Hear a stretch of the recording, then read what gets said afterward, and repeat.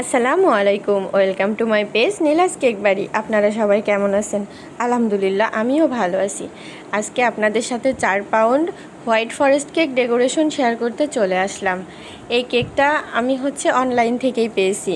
একটা ভাইয়া অনলাইনে পোস্ট করছিল, সেখান থেকেই এই কেকটার অর্ডার আমি পেয়েছি। ভাইয়াটার বাড়ি বাসুদেবপুর, এই সাইডে, আমতলার এই সাইডে সম্ভবত। যাই হোক, কেকটা আমার কাছে ভাইয়া অর্ডার দিল, বলল যে তার একটা কেক লাগবে। আমি সব ধরনের দাম বললাম, বলার পরে উনি হোয়াইট ফরেস্টটাই পছন্দ করলো। কিন্তু দামের সঙ্গে একটু ছিল, মানে সমস্যা হচ্ছিল যে উনি হোয়াইট ফরেস্ট বলছে, বাট হোয়াইট ফরেস্টের দাম তো একটু বেশি। অথেন্টিক যেটা সেটার দাম একটু বেশি।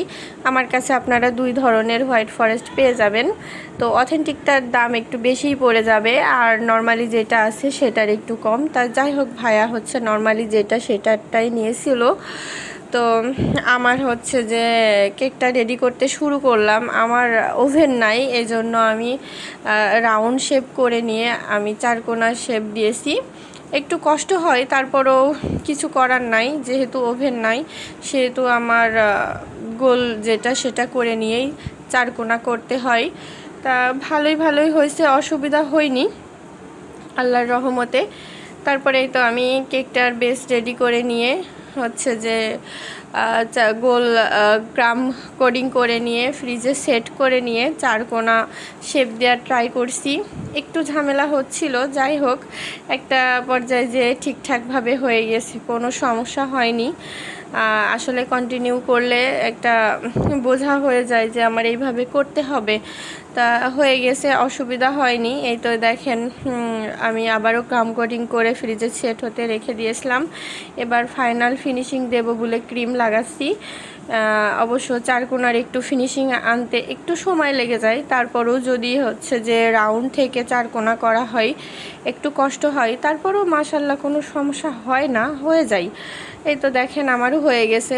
আর সবচেয়ে মজার বিষয় কি শুনবেন? আমার প্রত্যেকটা দিন এই কেকের ভিডিও করতে গেলে একটা ভুল হবেই, যে কোনো একটা না একটা ভুল হবেই। আর বেশিরভাগ ভুলটা হয় এই ফুল দেওয়ার সময়। আজকেও সেই সেম ভুলটাই করে ফেলছি। সব রেডি করে নিয়ে এই তো চকলেট সাইডে লাগাচ্ছি।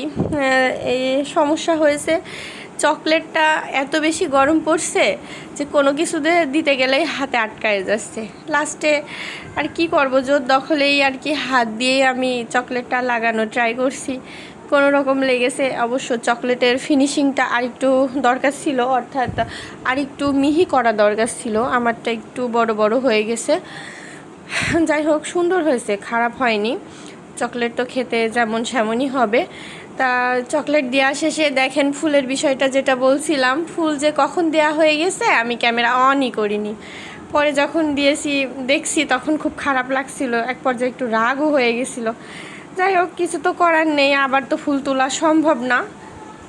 পরবর্তীতে উপরে চকলেট দিলাম, নাম লিখে দিলাম, চেরি ফলটা বসাই দিলাম। মাশাল্লাহ, আপনারা অবশ্যই কমেন্ট করে জানাবেন কেমন হয়েছে।